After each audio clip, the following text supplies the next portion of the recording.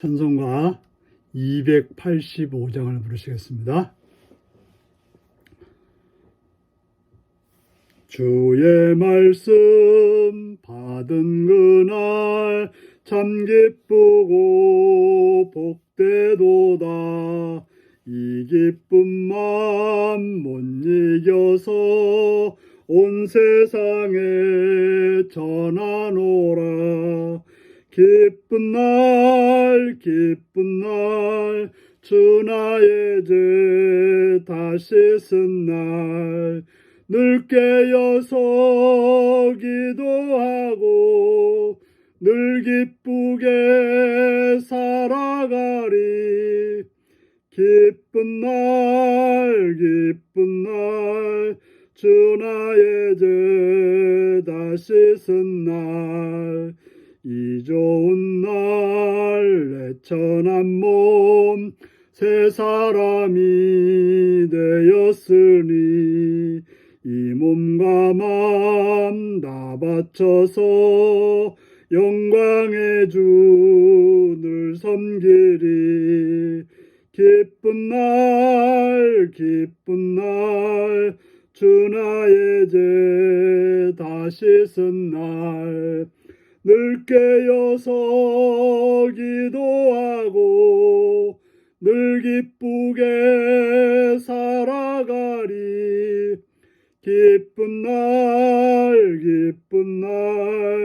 주 나의 죄 다시 쓴 날 새 사람 된 그날부터 평안한 맘 늘 있어서 이 복된 말 전하는 일 나의 본분 삼았도다. 기쁜 날 주 나의 죄 다시 쓴 날 늘 깨어서 기도하고 늘 기쁘게 살아가리. 기쁜 날 주 나의 죄 다시 쓴 날. 아멘. 이 시간 우리에게 주신 하나님 말씀은 누가복음 5장 1절에서 11절까지 말씀입니다. 누가복음 5장 1절에서 11절입니다.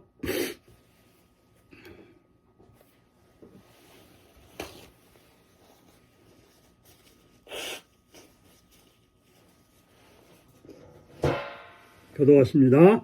무리가 몰려와서 하나님의 말씀을 들을새 예수는 게네사렛 호숫가에 서서 호숫가에 배 두 척이 있는 걸 보시니 어부들은 배에서 나와서 그물을 씻는지라. 예수께서 한 배에 오르시니 그 배는 시몬의 배라. 육지에서 조금 떼기를 청하시고 앉으사 배에서 무리를 가르치더니 말씀을 마치시고 시몬에게 이르시되 깊은 데로 가서 그물을 내려 고기를 잡으라. 시몬이 대답하여 이르되 선생님, 우리들이 밤이 새도록 수고했으되 잡은 것이 없지만은 말씀에 의지하여 내가 그물을 내리리다 하고 그렇게 하니 고기를 잡은 것이 심히 많아 그물이 찢어지는지라. 이에 다른 배에 있는 동무들에게 손짓하여 와서 도와달라 하니 그들이 와서 두 배의 채움에 잠기게 되었더라. 시몬 베드로가 이를 보고 예수의 무릎 아래 엎드려 이르되 주여 나를 떠나소서 나는 죄인으로소이다 하니 이는 자기 및 자기와 함께 있는 모든 사람이 고기 잡힌 것으로 말미암아 놀라고 세베대의 아들로서 시몬의 동업자인 야고보와 요한도 놀랐습니다. 예수께서 시몬에게 이르시되 무서워하지 말라. 이제 후로는 내가 사람을 취하리라 하시니 그들이 배들을 육지에 대고 모든 걸 버려두고 예수를 따르니라. 아멘. 오늘은 제자의 사명, 사람을 낚는 어부라는 제목으로 말씀을 나누겠습니다.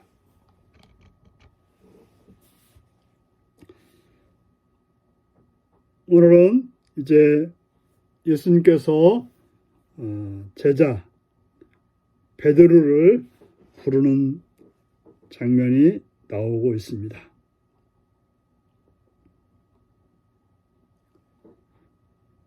베드로라는 사람은 어부였고 그날도 어부로서 일을 했지만 소득이 없어서 그저 허전한 마음으로 그저 내일을 기약하면서 그물을 정리하고 있었습니다. 그때 예수님이 베드로에게 말합니다. 깊은 데로 가서 그물을 내려 고기를 잡으라. 깊은 데로 가라고 합니다. 고기는 깊은 데보다도 깊지 않은 곳에 많은 거죠. 먹을 것이 많은 그런 장소에 많이 있습니다. 그래서 베드로는 말합니다. 우리들이 밤이 새도록 수고했으되 잡은 것이 없지만 말씀을 의지하여 그물을 내리다 하고. 베드로는 예수님의 말씀을 의지했습니다. 어떻게 그렇게 되었을까요? 예수님에 대해서 알고 있었다는 거죠. 예수님의 말씀을 믿는 믿음이 있었다는 거죠. 그래서 예수님의 말씀을 듣고 그가 그물을 던져서 걷어들였는데 고기를 잡은 것이 힘이 많아 그물이 찢어질 지경이 되어서 다른 배에 있는 동부들에게 손짓하여 도와달라고 하니 두 배가 채우고 잠기게 되었다. 채우고도 남았다고 하는 사실입니다.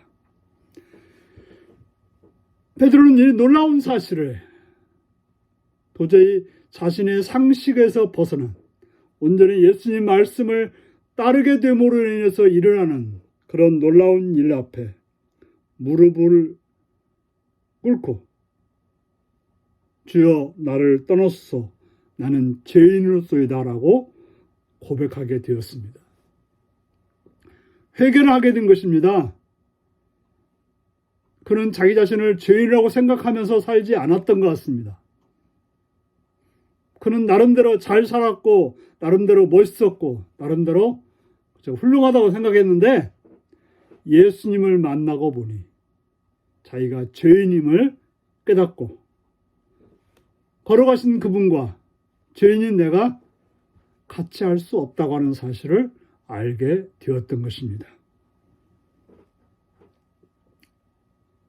천국은 회개하여 돌이킨 자가 갈 수 있는 곳이 천국입니다.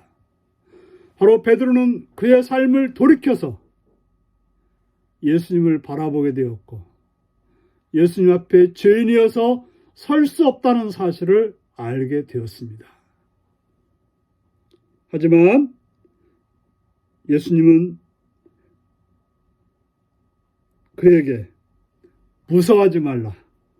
이제후로는 내가 사람을 취하리라고 말씀하셨습니다.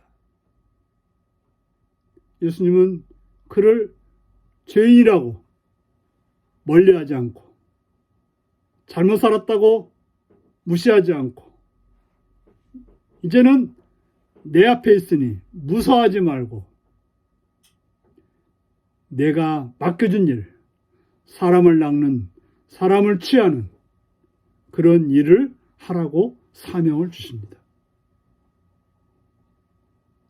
인생이 달라지는 것이죠. 다른 삶을 살고 있는 것입니다.